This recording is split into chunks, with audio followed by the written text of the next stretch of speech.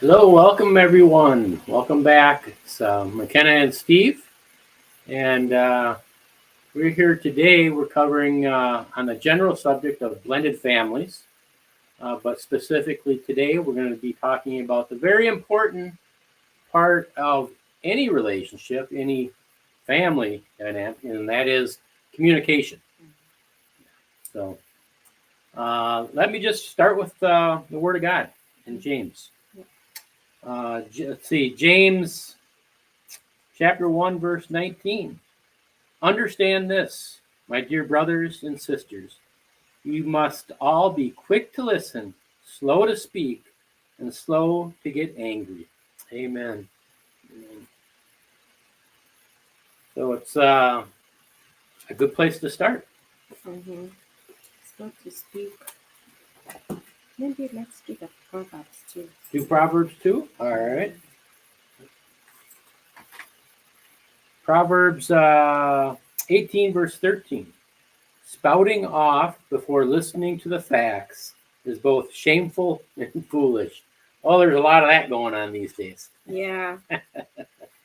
And the thing is, somebody said God gave us 2 ears and one mouth for a reason, which means God wants us to listen more than He wants us to talk.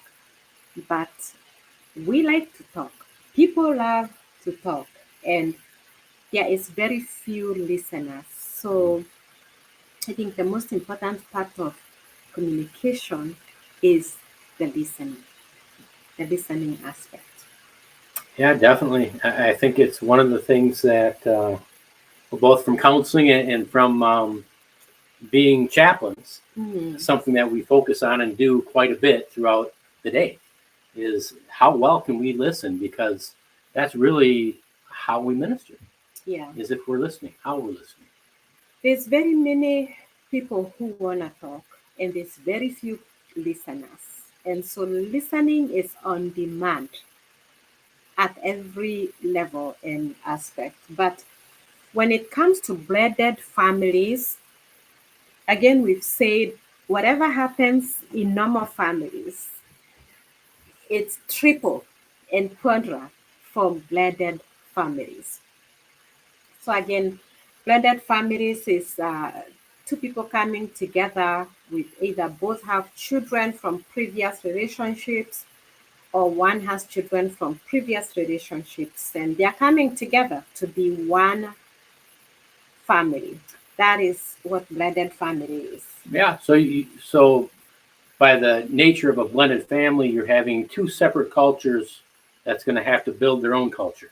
Yes. Because every family, let's be honest, no matter Mm-hmm. who and how similar the people are, each family has their own things, Their own their own ways of culture. looking at the world, and communication is very key. And you can go right down the list of what it's like to be Christian and how that really is folded into Mm-hmm. communication and listening. You have to listen with an open heart. Yeah. Yeah. You got to be Definitely. listening to hear the person's heart Mm-hmm. rather than to build your own response because I have something important I'm about to say. Mm-hmm. So, Yeah, and families are subcultures, just like you said. Families are subcultures. Every family is so different. One of the things um, when we got married, and my husband was so sold. I mean, just a simple thing that you should never use a sponge to do dishes. Do you remember? yes, I remember there was an era in my life that I believed that. Yes. You should never use a sponge. Like those Scotch sponges, um, that you should never use it to do dishes. And I had never had that. I've used sponges all my life, and we were like, "What?" He's like, "Yeah, they are bacteria." And I said, "Let's research and see." So we went and looked it up and researched, and really, the bottom line there, they say it doesn't matter whether you use a sponge or a rag to do your dishes. What the important thing is how hygienic you are and how clean you keep, whether it's a sponge or the rug. So whether you use one or the other doesn't matter. What you do with it is what makes the difference. So, but I mean, simple things like that, there are families that totally believe, oh, you should never do this, and other families believe, oh, you should never do that. And so you have these two units coming together, trying to be one unit. Where do you start? Communication, talking about things, standing things, learning to agree to disagree. Sometimes there'll be unbledding.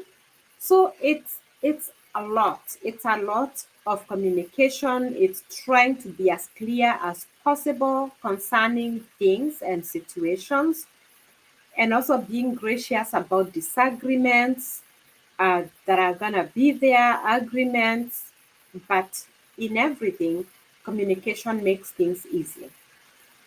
Yeah, absolutely. And just being humble and having love for each other is really the core at why you want to communicate. Yes, yeah, and the goal to make it work. You know, in any relationship you are in, the goal is that the relationship is working. And, you know, how is a relationship working? That both people involved are benefiting from the relationship. A relationship is not about one person benefiting from it, but it's about everybody involved benefiting from it. I think a good part in that is because one person benefiting in it, like, and when you come together Mhm. in marriage, you become what? You become You one. become one. And that really has to be the foundation of that marriage and that family Mhm. is the husband and wife.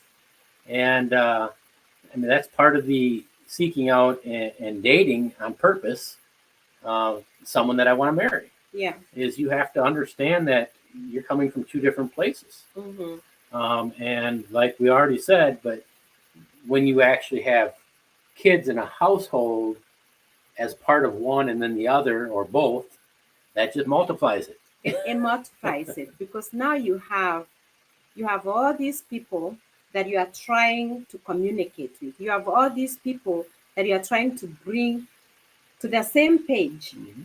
Already, It can be a challenge between the two to come know, together on some things. But now when you have children. multiply that on each side, maybe, Mm-hmm. now you have to bring them along too. You're trying to bring them along And these are things that you taught each side as the norms. as the norms. And going with norms, that's kind of I don't want to use this word, but I'm going to, the right way. The right way. This of is the doing right way something. to do things. And now, you know, sometimes you have to come back and say, no, I know we've been doing things this way. Now we have to change this here. And you're going to the other side and you're saying, oh, we've been doing things here this way.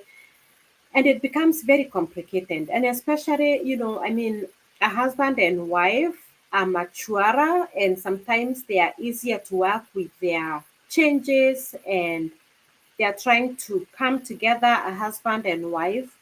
When it's just the two, it's easier with communication because you're talking with two people and you're trying to make it work. With a common goal. For two people, you have a common goal. It's not the case with blended families.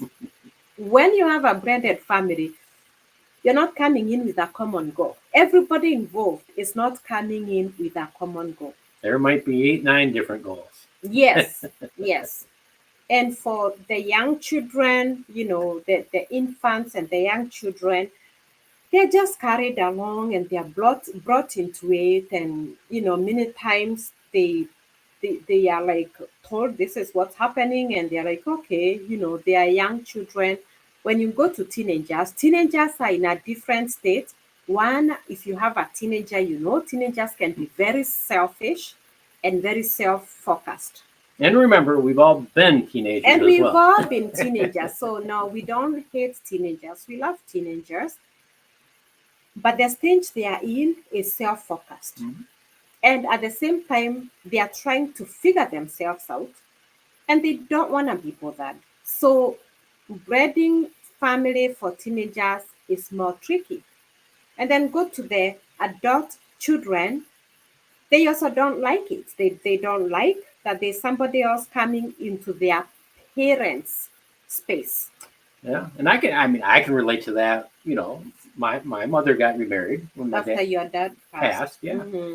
and it just was no longer the comfortable space going to mom's house. Going to mom's house. Mom didn't change. You No. know, she's as loving as ever. Mm-hmm.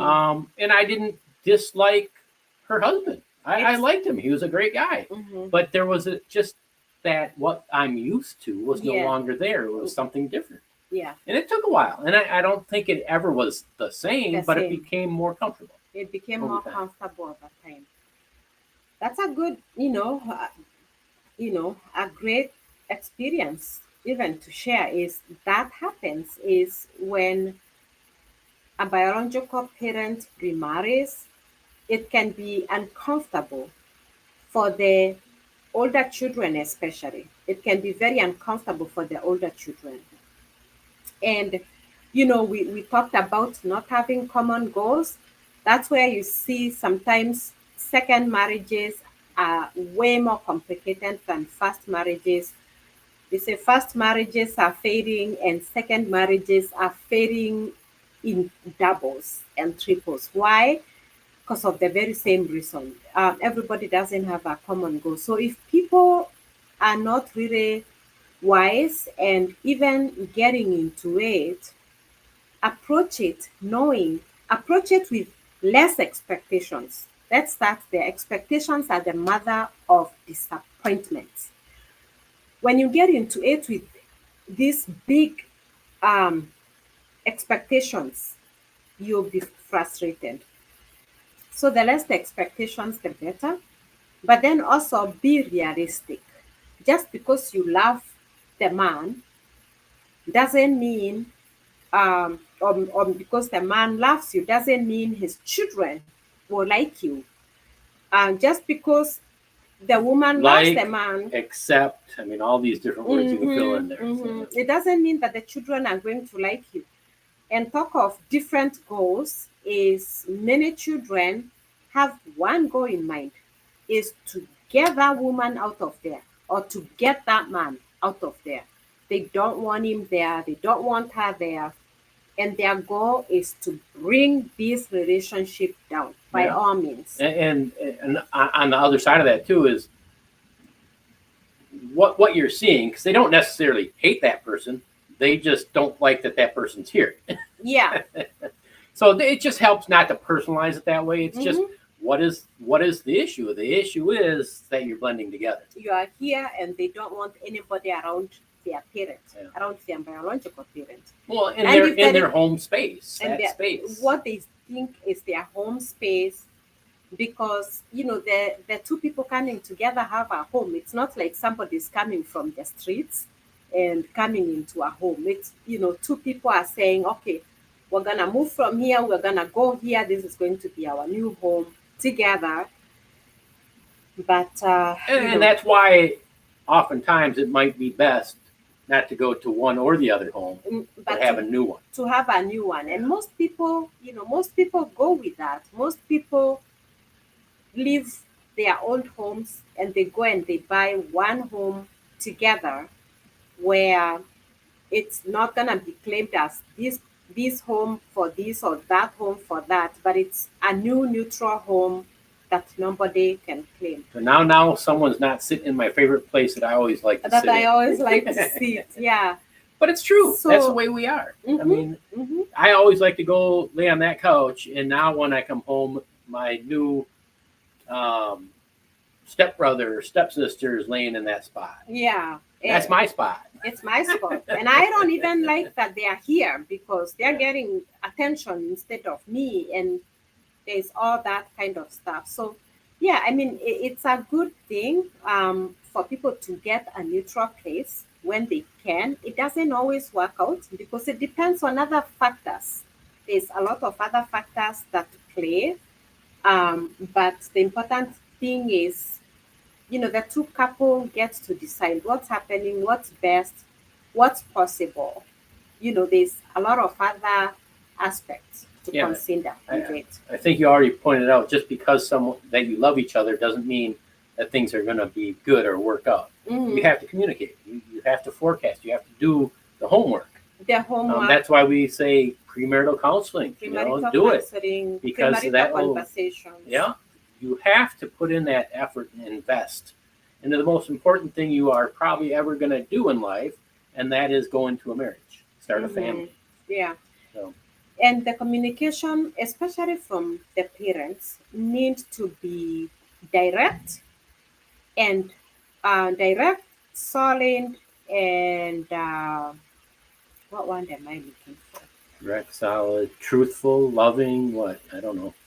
Well, because a lot of times the couple is going to face resistance from the children, so that the parents, the biological parents, need to be they need to know what they are doing and why they are doing it. So when they are presenting it to their children, it's very important to be very solid and say, this is gonna happen, this is happening. Yes, you don't like it, but it is going to happen. And part of communication is also letting your children know, I have needs. I'm a human being. Okay, I remember a story. This story just came to my mind because I love telling stories. So there was this man who was very wealthy, and he had daughters and he loved them, girls. He loved them. He was always afraid that when his daughters got married, they would be they would end up in a bad situation and suffer.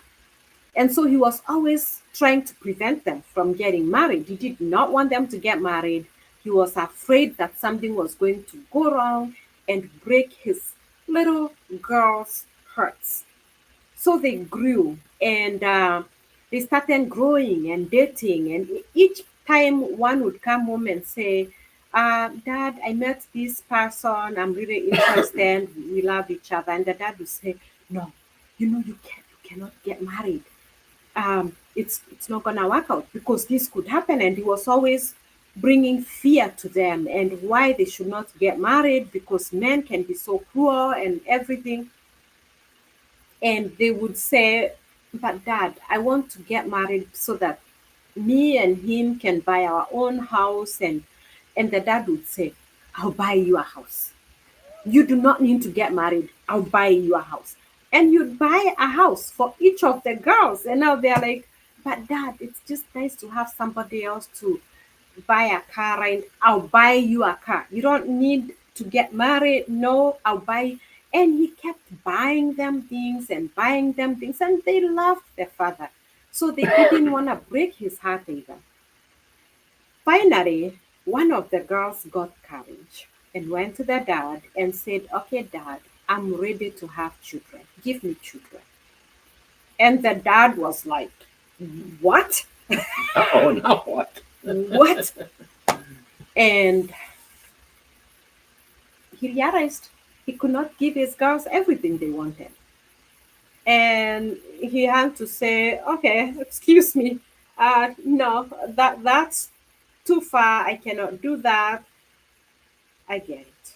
You want to get married? Go get married. So he allowed his daughters to get married at last and gave them a blessing, and they all got married. So like these girls, no matter how much their father loved them, and no matter how rich he was, there was something he could not give them. There were things he could not give them. Even though he was this really super protective, loving father, there was a limit. And that's how it is, even with our children. We love our children as parents. And there are many, single moms, single dads who choose, I'm not going to get married, I'm going to raise my children first. Well, if you choose that, that's okay. Do that. But don't deceive women out there that you love them and use them and dump them, or other men I don't even know what I just said. Men or women using each other, whatever I mean, if you're gonna decide to be single and raise your children as a Christian, live a pure life. Decide this is my life that I'm choosing. So we're not here to tell you do it this way, do it that way. But as a Christian, you live a Christian life, whether you choose to be single or not. But the important thing we are saying is communicate your needs to your children. Help your children to understand that even though I'm a mom, I have needs that you can't meet as my children. And so I need somebody that I can talk with on a regular basis. I need somebody that we can plan life together, hang out together. And I need somebody that after a few years, when you guys are grown and gone, I need somebody that I'll be left with and live life together. And so help your children through communication to understand those things. Yeah, it's kind of, I think the parenting style is wrapped into that. Mm-hmm. And some parents are very authoritative, just do what I say. Yeah. And at some ages, that's appropriate. And in some situations, that's appropriate. But more times than not, and as children start to age, you have to start filling in and say, hey, number one, explain ahead of time, and then do it, and then explain afterwards. I would say the explaining is all ages. Actually, even the very little children who you don't think they are listening, still always make a go to explain the whys. But with younger children, yes, there are times you're not gonna be like explaining. There are times you just go stop, period. Now I spanked my children. So maybe you didn't spank yours. I'm not telling you what to do. I didn't spank many times, but there are a couple times that I needed to spank, and it was very helpful. And I love my children. I'm not an abusive parent, but discipline, I believe in. So, but today we are talking about communication. Well, part of discipline is communication. Because you have to communicate the consequences. If you don't communicate, then you shouldn't be disciplining. True. That's because true. then it looks like abuse. Like abuse and punishment. Yeah. So part of disciplining is very much communication. Communication is part of disciplining because many times when you explain and they know why you are doing what you are doing, they resist less. Also, when children realize that you mean what you say, they resist less. When you give them room to feel like they can manipulate you and run you over, then they'll really be trying hard to do that because they are always focused on getting what they want. So, yeah. And I think parenting, sometimes you can look at it as leadership. It is leadership. Because what happens is people get in a position of authority and power, and they think that, well, you just got to do what I say now. Where really, to be effective as a leader, now you're called even more to understand what those people need and want. What are those things? Because you have to, that's how they know that you care. Yes. That you're genuine, that you're invested into this for not just your sake, but for their sake as well. For their sake as well. And I like that aspect of, showing the children that they matter to and you care is very important. And how do you do that? By listening to them. Yeah, and it's not by giving them their way. No, it's not by giving them their way. But it's by listening and actively listening so that they understand you're hearing them. That you are hearing, that you're considering them. You're considering them. So it's very important to listen to your children. Even the listening is not just going to happen when you're talking about important things, but on a daily basis. On a daily basis, make it your ultimate goal that when your children need to talk to you, they know that they can talk with you and they know that you will listen to them. Listen and show them you are listening so that they have no doubt that you are listening to them. How do we show them that we're listening? Look at them, look away from, if you are doing something, stop what you are doing for that moment. The TV, The the phones, phone, the computers, just pay attention for that moment. Pay attention.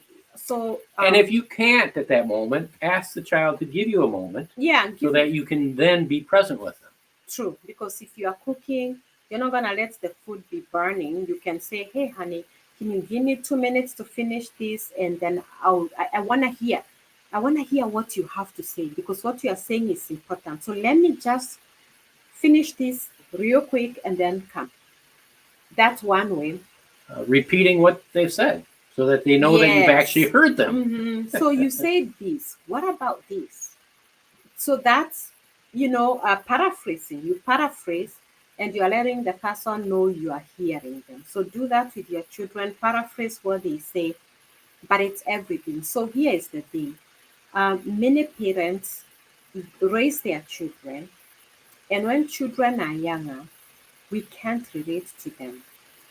We can't relate to them because they're in a different place. Their conversations are different, don't make sense, and sometimes can be tiring. As a parent, it's like, oh, here we go again. And it's normal to feel that way.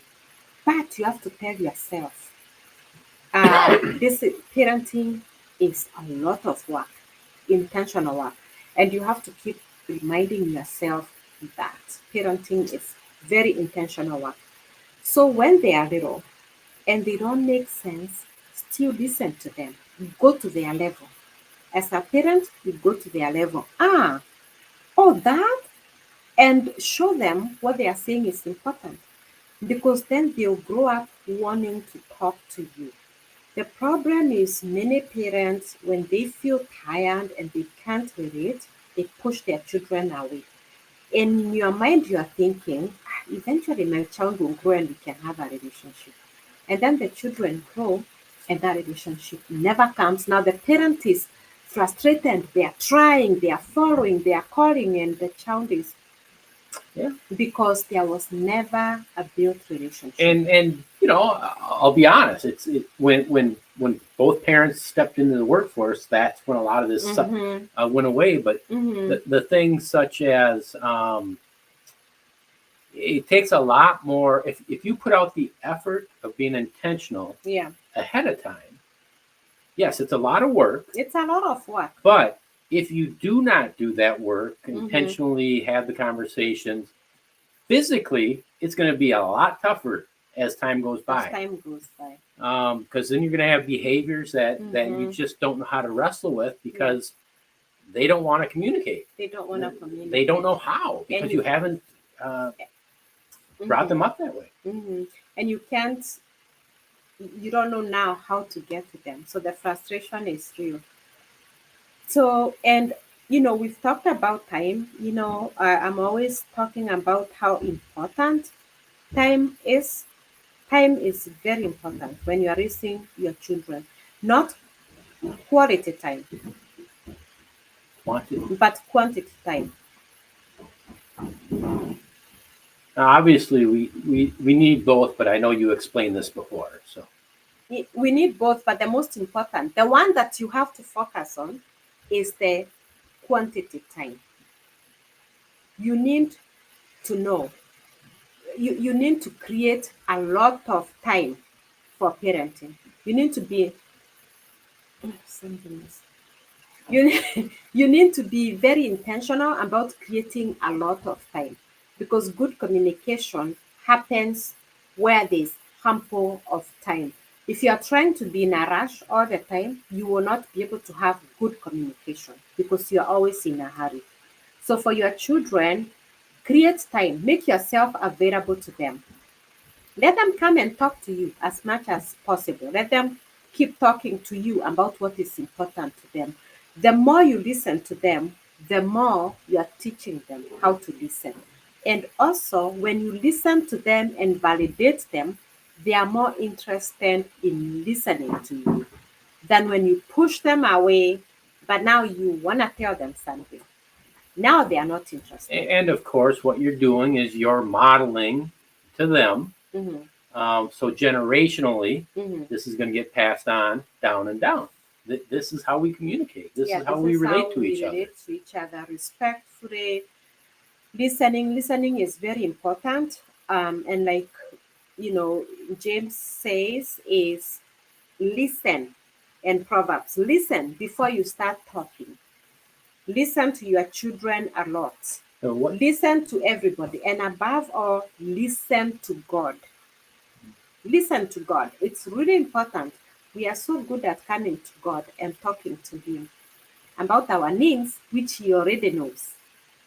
But how about forming a habit to say, God, what do you wanna tell me about this situation? What do you want me to know about this situation? What do you want me to know today?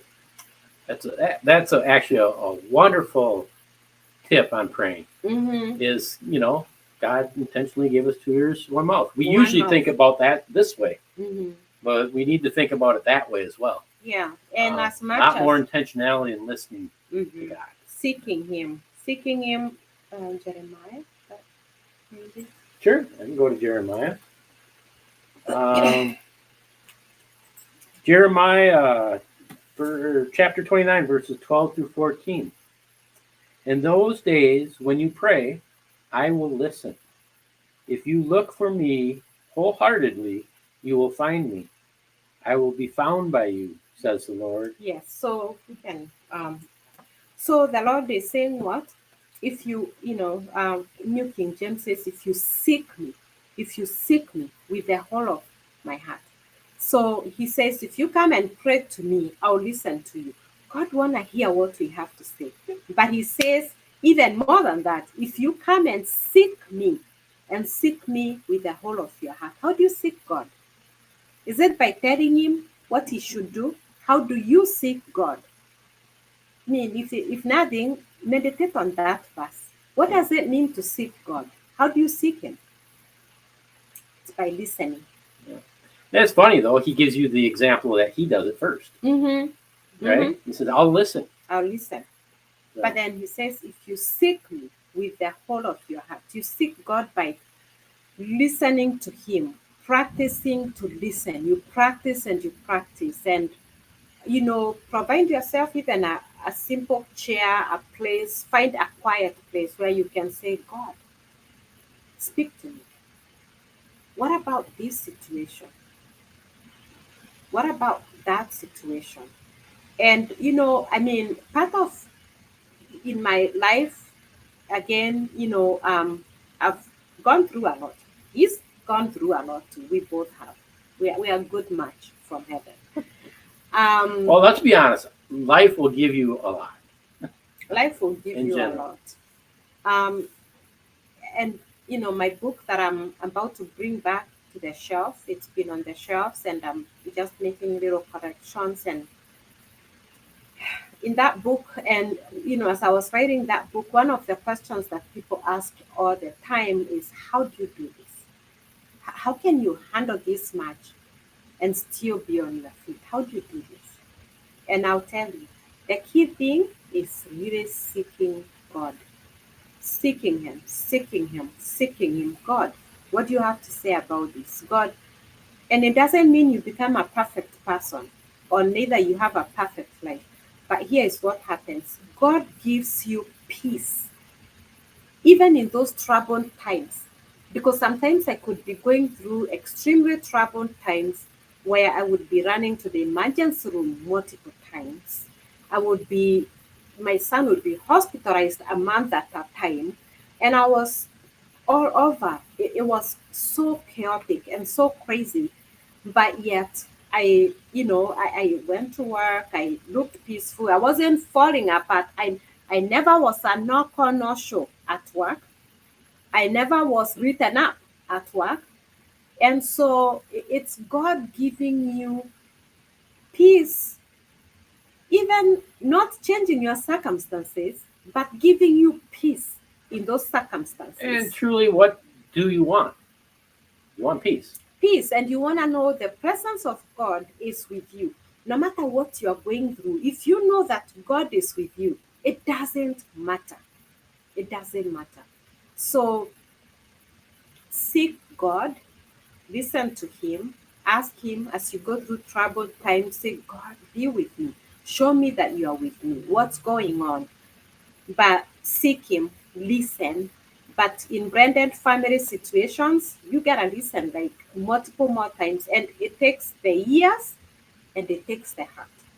Listen, be very discerning, be very discerning what you're working on and how God shows you to deal with those situations when they come up. I It's guess very just when you were saying that, it made me think for blended families, use the 4 years, use the 4 but years. speak together with one mouth. That's a very good one. It came right when you were saying that. It's like, wow. So Yeah, use the absolutely. 4. I love that. Use the 4 years, but speak through one mouth Unity. as a couple. Yeah. So, yeah, communication is very important. Talk about things. Be truthful. Be firm with your decisions. This is what we've decided to do. This is what I have decided to do. This is what's going to happen. And then listen to your children. They'll whine, they'll be upset. Listen to them and tell them, yes, I hear you, but I am still going to do ABCD.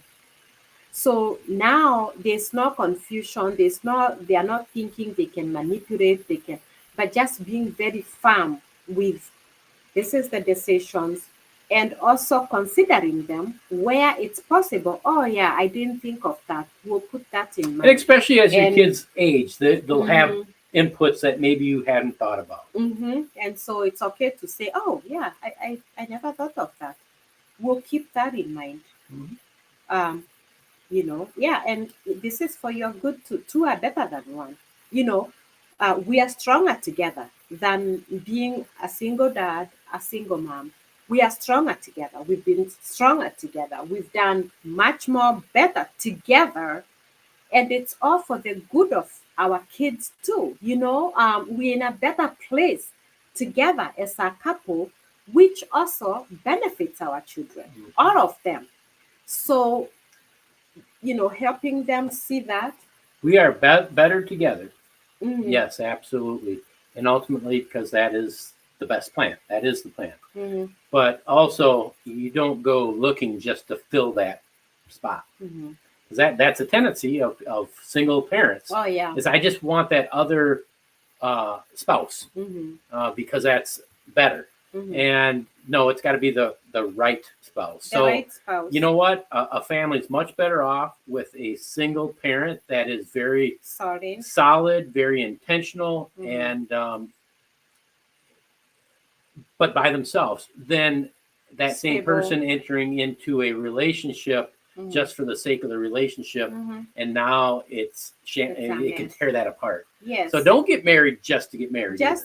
Don't get married to provide the missing parent. Like, oh, I'm a single mom. I need a dad for my children. I'm gonna do everything I can to get married.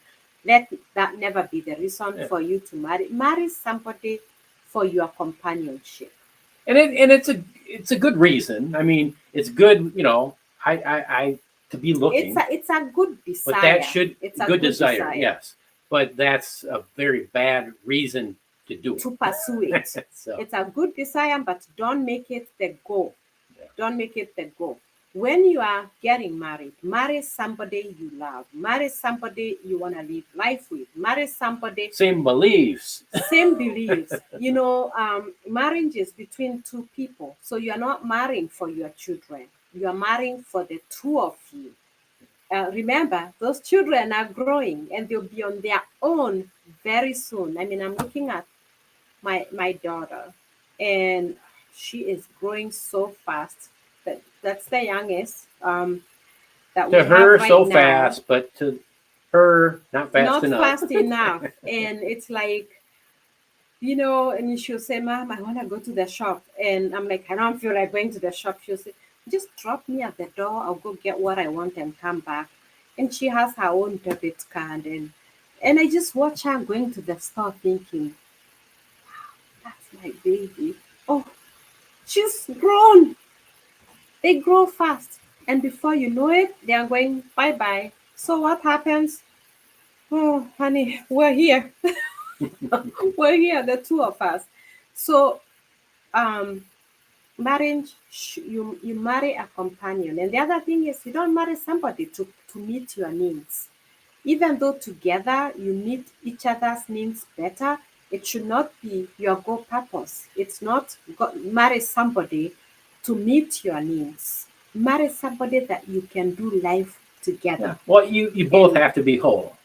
whole You people can't look for the other person to fill in to those fill empty in spots. the empty spots. You have to complement each other. Mhm, But to complement each other, Yeah. you both have to be whole. You be whole, or you have a go to work towards it, because sometimes you can be broken. I mean, I was broken and you were broken. I mean, we were both in very broken places in life when we met. But we've grown. Mhm. We've grown bunks, and it's been amazing. And we share that to tell you there is hope. Don't give up. There is hope. So, but you marry for companionship, and marry somebody you like, somebody you are not ashamed of, somebody you are not ashamed to be around, that you do life together. Even after your children are grown and having their own life, then you continue to enjoy each other, which is why, again, communication. Communicate with your children on a regular basis, communicate with your spouse on a regular basis, and never ignore these for the children or for your parents. This should always be the first relationship. Work at it. Yes. First, The, second. I mean, the first relationship is. We knew that. That was a given. I know. Yeah, but artfully speaking, focus on building this relationship. Because one of the things that we see too as counselors and chaplains is when life is busy. Life is busy.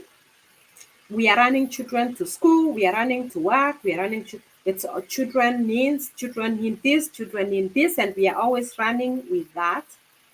And then when the children grow, and sometimes we are mad at each other because, oh, uh, you didn't take the kids to school, or you didn't go to the sports, or and we are mad at each other, and then we never. I'm not saying us because we are not dealing with this.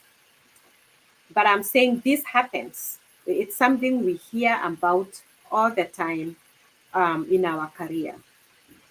And then you never have time to resolve those disagreements and the hurt feelings and whatever. And so you see parents, a family that really seems to be doing well. They are focused on raising the kids. Okay, I guess I'm really mad at my husband, but all the kids need this. Let's bring kids to this. Let's bring You learn to kids push it aside because you're focused on we got to do what's right for the kids. the kids. And then the kids leave the house and the two can't face each other. Now the kids have grown and we're done with each other. We don't need each other anymore because I'm too hurt and we are too far gone to make this work.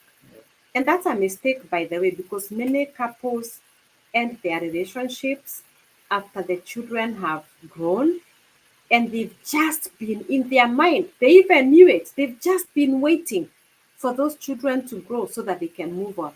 And sometimes they are thinking, meet somebody else who is better, who is going to love me more. And the worst thing happens is you meet somebody else and it's not what you thought. It's not what you thought. Many people end up very disappointed because. Well, there's one aspect of that. I know that's not directly what we're talking about, but putting the focus on kids, even as single parents, you can do the same thing. Yes. That you can push aside your own needs, desires, wants to be healthy because your focus is on the kids. Yes. So you have to be aware of that too. Yeah, and then your children go and you are not even taking care of yourself. There was a season of my life when I was raising my son as a single mom, and I was always in the hospital. It was brain surgeries, it was different conditions, and I was always in the hospital. But I went for years without ever seeing a doctor for myself. Even though she was at the hospital every other day. I was at the hospital almost every day. But I never went for my own appointments, never went for my annual physical checkup, never saw a doctor for myself for years because I was just scrambling for life between trying to be a parent, trying to keep my job.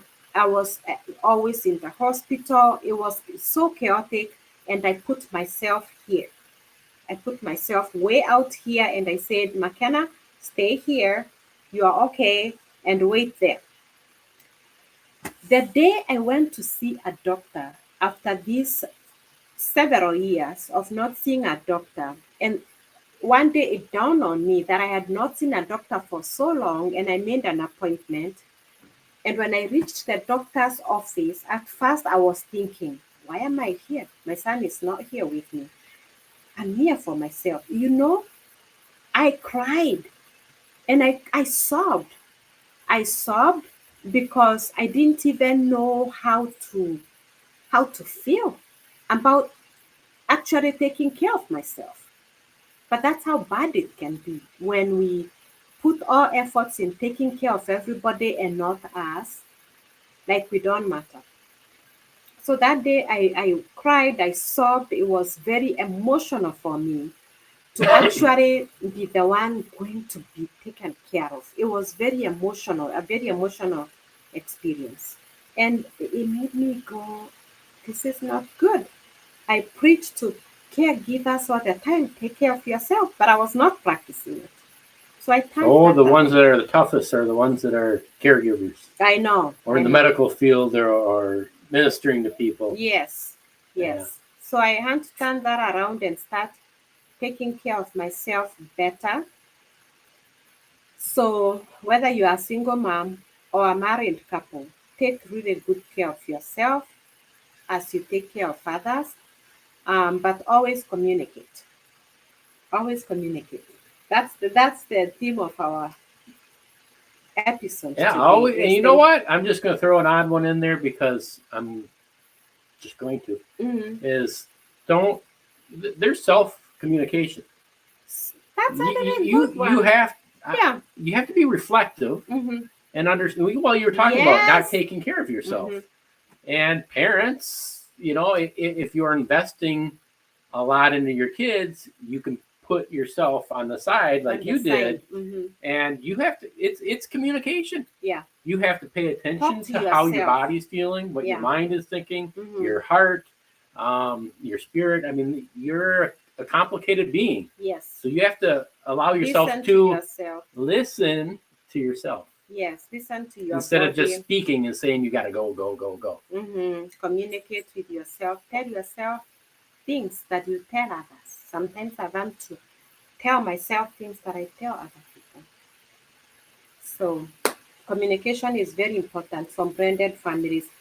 For all relationships, communication is very, very important. For blended families, it's a lot more work to make it work because But it can work.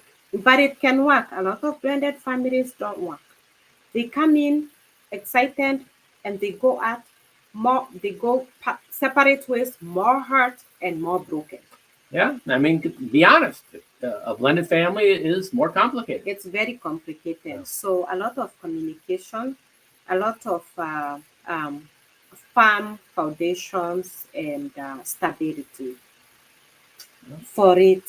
So Very complicated, but it can also end up but being the most rich it can be relationship. very rich. So. It can be, we talk with you. Of course, we love to talk, but yeah, but they work. We went for counseling with a couple like us. They were a blended family, and at the time that they were giving us counseling, they had been married for 17 years. And so they were really able to help us because they had gone the same journey that we were starting. And they were so helpful to us.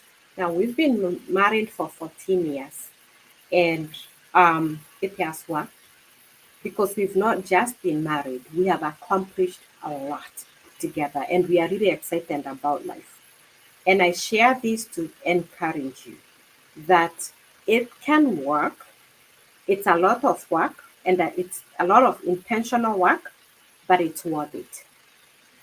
It's worth it. Absolutely. Yeah. So thank you for joining us today, and do have a very blessed week. Yeah, have a blessed week. Bye, everyone.